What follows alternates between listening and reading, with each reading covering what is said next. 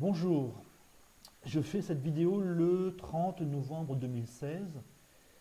Je vais essayer de vous démontrer de façon rationnelle, avec des arguments à mes yeux sérieux, en m'appuyant sur l'histoire de France, que l'islam n'a aucun avenir en France. Voici mes notes. Je vais partir de l'histoire de France.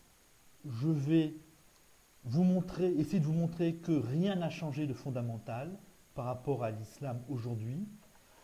Je vais vous donner les rapports de force entre les islamophobes et les islamophiles. Et je vais terminer par ce qui se passe en Allemagne par rapport à l'islam. Parce que l'Allemagne a une importance énorme pour nous aujourd'hui. Donc depuis 800 ans, nous, je vais expliquer plus tard qui est ce nous passons en quelque sorte notre temps à lutter contre une religion.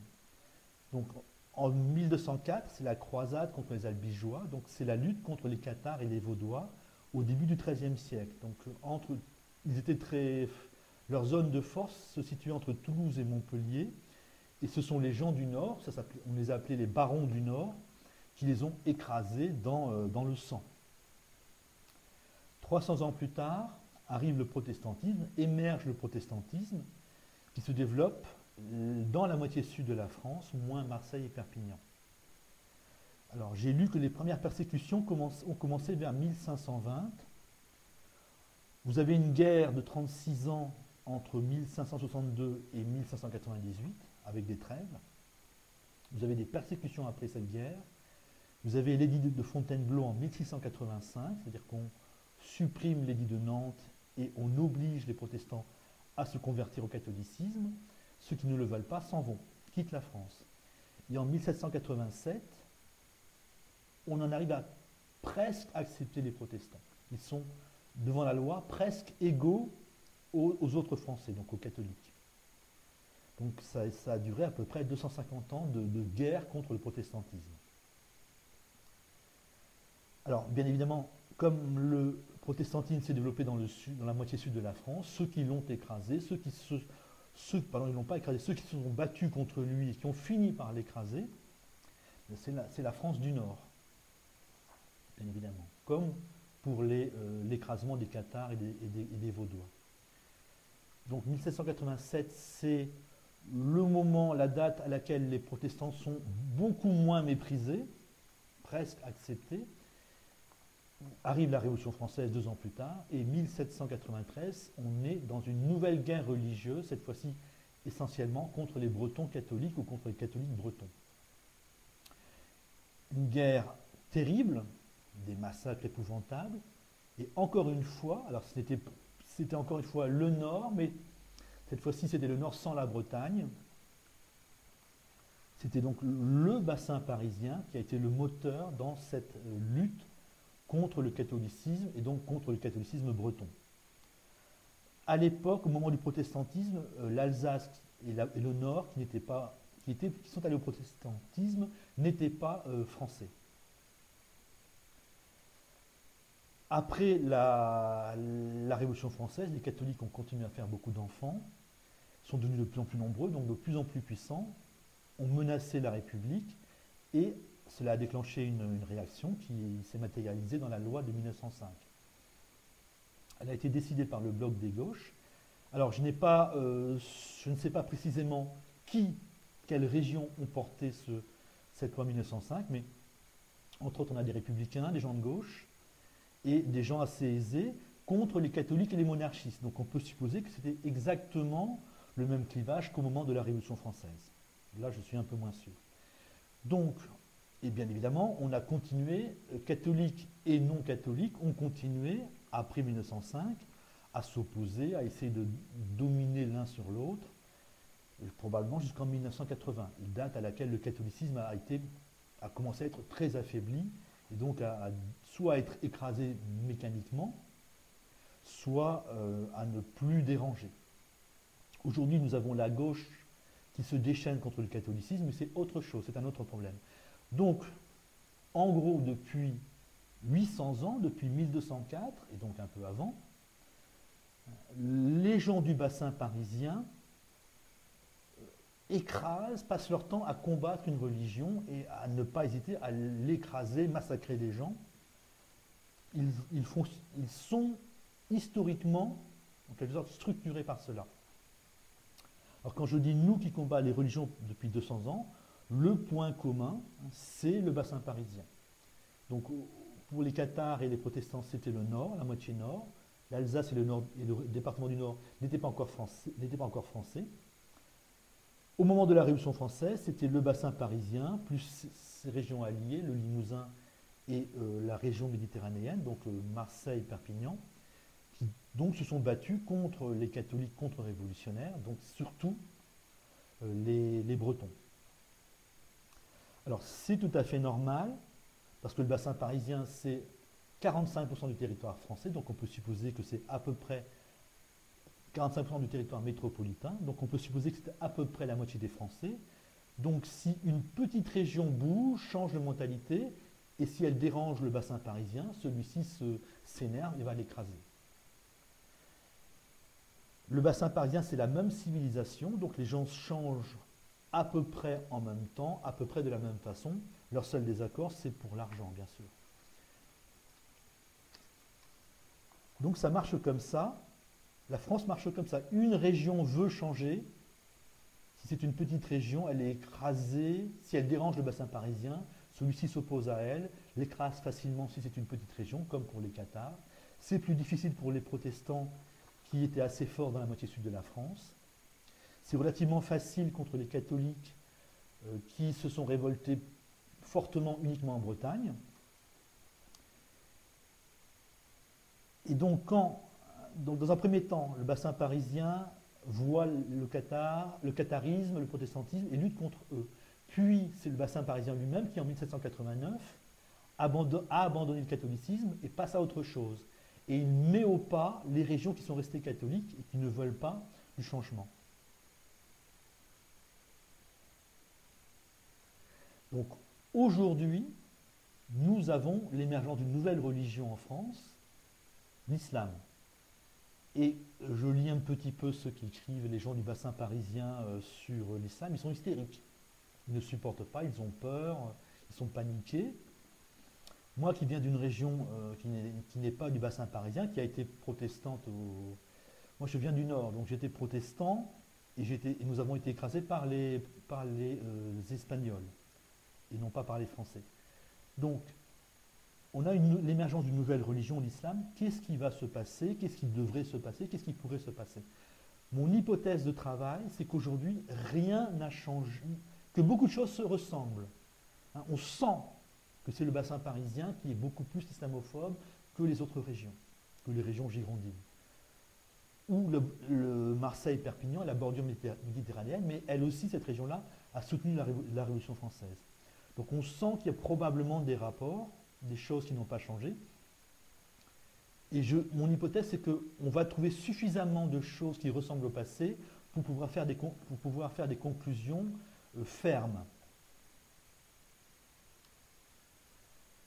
Donc je pars des élections régionales de 2015 qui nous permettent, en supposant donc que la gauche est islamophile et la droite est islamophobe. Donc là, où ça vote majoritairement à gauche, normalement les gens sont plutôt islamophiles, et là où ça vote majoritairement droite ou Front National, je fais l'hypothèse que les gens sont plutôt ou majoritairement islamophobes.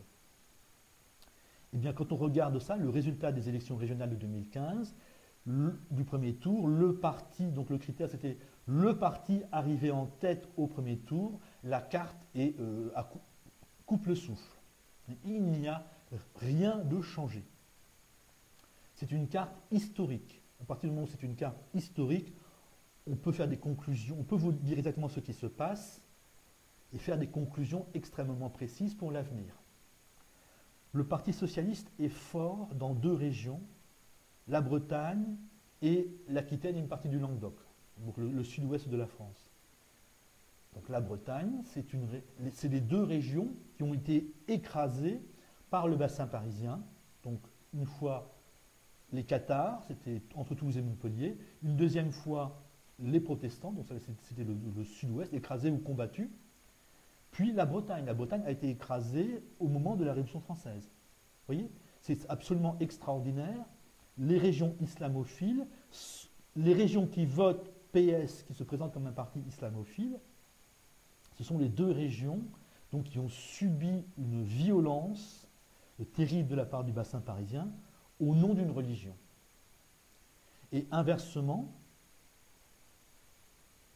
le Front National et la droite sont forts dans le bassin parisien et la bordure méditerranéenne.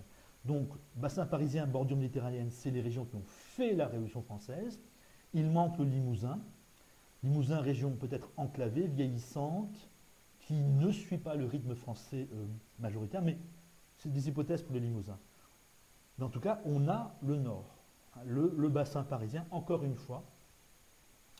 Les régions, les partis qui arrivent en tête presque toujours, c'est soit la droite, soit le Front National. Autour de Lyon, c'est la droite, mais je suppose que c'est une alliance droite-centre.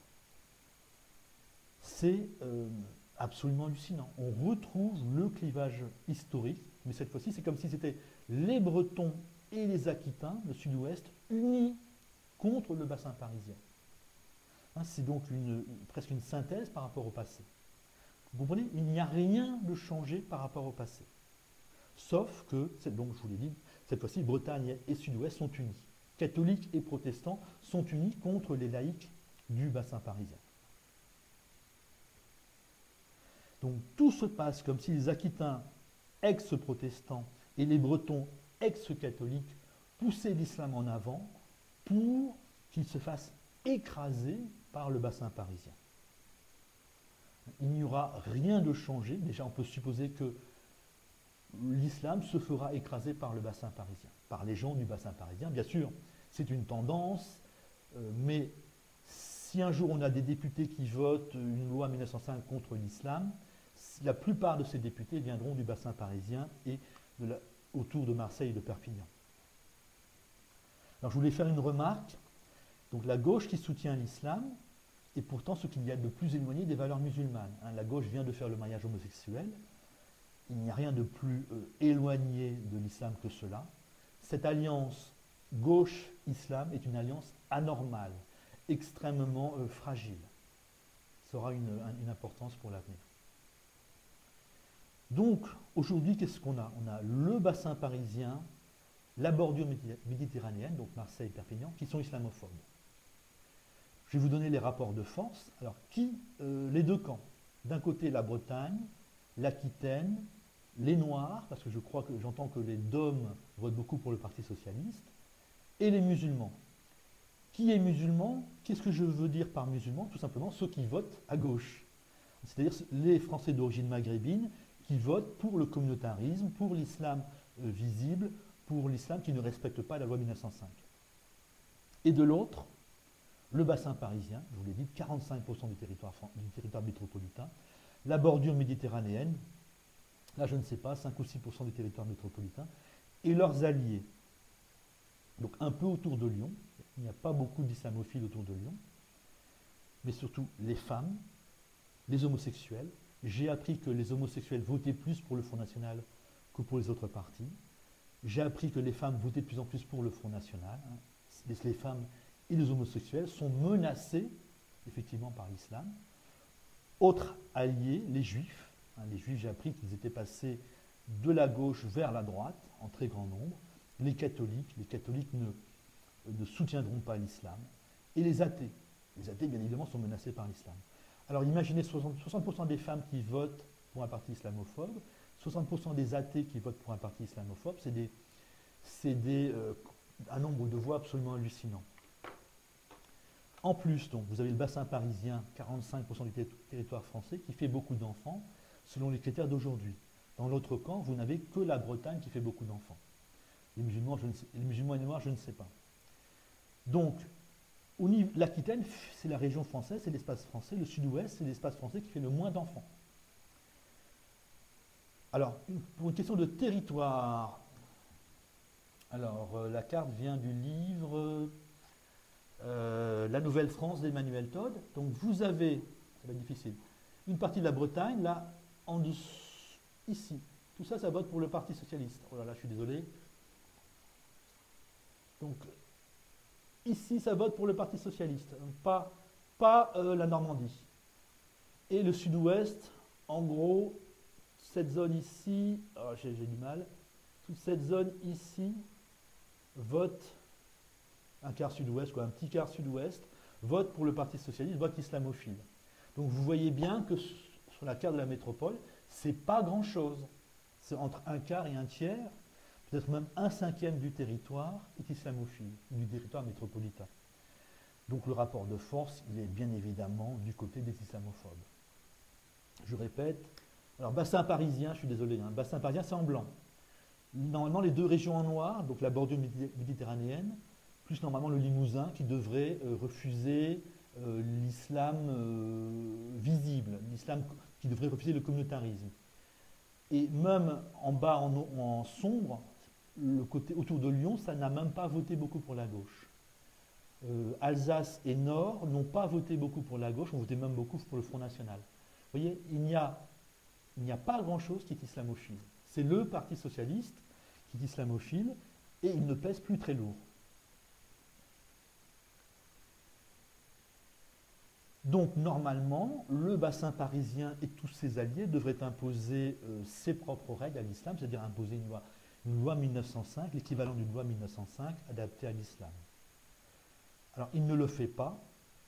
Il ne le fait pas parce que la droite française, qui pour le moment domine encore le bassin parisien, cette droite française est soumise à l'Allemagne. Donc maintenant, je vais vous parler de l'Allemagne. Tant qu'on est soumis à l'Allemagne, c'est l'Allemagne qui décide. Hein. L'Allemagne a une influence énorme. Je vais vous parler un tout petit peu de l'Allemagne, un petit peu de la droite avant, pardon. En 1848 et en 1871, la droite française a massacré les classes populaires, on va dire, ou les petits artisans. 1848, lors de la Révolution de 1848, en 1871, c'est la Commune de Paris. Elle tue les pauvres, elle n'hésite pas à tuer les pauvres. Il y a eu une séparation pauvres et moyens déjà à cette date-là, mais quand même, donc, elle accepte de soutenir la loi 1905. C'est-à-dire que la droite de l'époque aimait l'argent, mais défendait ses convictions, défendait sa mentalité. Elle ne voulait pas de la religion dans la vie publique, elle ne voulait pas que la religion soit importante dans la vie publique, et elle a participé, donc, pour une bonne partie d'entre elles, sans doute, au rejet, à la loi 1905 qui mate le catholicisme. Aujourd'hui, ça n'est plus le cas. Cette droite-là ne soutient plus les valeurs du bassin parisien et est tirée vers l'Allemagne. Elle s'est soumise à l'Allemagne et j'en déduis plutôt qu'on a une droite de type pétainiste. On est soumis à l'Allemagne, la droite française s'est soumise à l'Allemagne à peu près, je ne sais pas si à partir des années 30 ou dans les années 20, 1920 ou 1930. Donc, qui est soumis à l'Allemagne? LR, la droite française, le Parti socialiste, la gauche, c'est-à-dire pour moi ceux qui ont voté Mélenchon en 2012, qui devraient nous donner du Tsipras s'ils avaient le pouvoir, hein, se soumettre à la main encore une fois, les centristes et les identitaires, Europe Écologie bien sûr. Alors, les identitaires, j'en parle un peu, ils ne pèsent pas grand-chose, j'en parle un peu parce que ils devraient monter en puissance, mais ils se disent patriotes, mais ils sont tous européistes, donc normalement ils vont devoir se coller aux Allemands, ils veulent se coller aux Allemands, donc ils veulent se soumettre aux Allemands. Alors tous ces gens-là sont soumis à l'Allemagne, suivent l'Allemagne, et forcément sont très influencés par l'Allemagne, ne peuvent pas faire une politique qui s'oppose trop ouvertement à celle de l'Allemagne. Donc, que fait l'Allemagne? En 2016, elle vient d'abandonner le multiculturalisme. Mais les mariages mixtes n'ont pas augmenté. L'Allemagne est plutôt dans la séparation. Les mariages mixtes ne sont pas très nombreux avec les Turcs.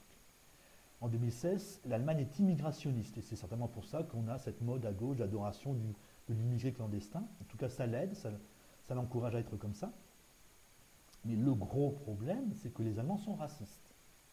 Les mariages mixtes avec les Turcs sont extrêmement faibles, et on est à peu près certain que les mariages mixtes avec les Noirs, les Arabes et les Maghrébins qui arrivent en ce moment-là, en ce moment-ci plutôt, seront extrêmement faibles aussi. Donc par exemple, dès que le chômage en Allemagne va exploser, les Allemands vont probablement expulser ces personnes. Donc, les élites actuelles françaises et allemandes sont plutôt multiculturalistes et immigrationnistes, mais ces élites-là vont bientôt disparaître, vont bientôt être balayées. et on aura l'expression normale des peuples. Donc racisme en Allemagne et majoritairement de l'islamophobie en France. Voilà ce vers quoi nous allons. Alors le racisme allemand pourrait être, on ne sait pas jusqu'où il va aller, je ne sais pas jusqu'où ça va aller, expulsion, mise à l'écart, rejet en les conservant. Alors même si on les laisse, s'ils restent en Allemagne en étant détestés, ils vont aller justement vers l'islam radical. Ceux qui sont liés à l'islam vont aller vers l'islam radical, mais nous, qui allons probablement donc être influencés par le rejet allemand, par l'expression de rejet à l'égard de l'islam, à l'égard des gens de couleur, prononcée par de plus en plus d'Allemands, eh bien nous allons probablement, le bassin parisien va pouvoir probablement exprimer son propre rejet, donc imposer plutôt une loi 1905. Nous, on va plutôt aller vers une laïcité. Nous, ce qu'on va rejeter, c'est plutôt l'islam et la différence. Donc, ce serait, dans les deux cas, enfin, ce sera positif pour nous. Donc, en conclusion, en France, c'est le bassin parisien qui décide. Il ne supporte pas la religion et il ne supporte pas la différence. S'il se réveille, il imposera sa volonté à l'islam avec tous ses alliés, donc les femmes, les athées, les homosexuels, enfin bref, surtout les femmes et les athées et la bordure méditerranéenne. Normalement, ce sera une loi 1905 adaptée à l'islam, c'est-à-dire un islam extrêmement discret, tout simplement. Si nous restons dans la soumission à l'Allemagne, eh bien, nous irons vers un rejet physique. La pression allemande, ce sera un rejet physique des Français d'origine maghrébine. Donc là, on va aller vers plus d'expulsion, probablement. La tension, la poussée, ce sera vers plus d'expulsion. Et on aura, si l'Allemagne rejette assez ouvertement les gens de couleur, nous, Français, nous allons expulser plus facilement, tout en imposant aussi les valeurs du bassin parisien aux Français d'origine maghrébine. Vous aurez en France plus de racisme.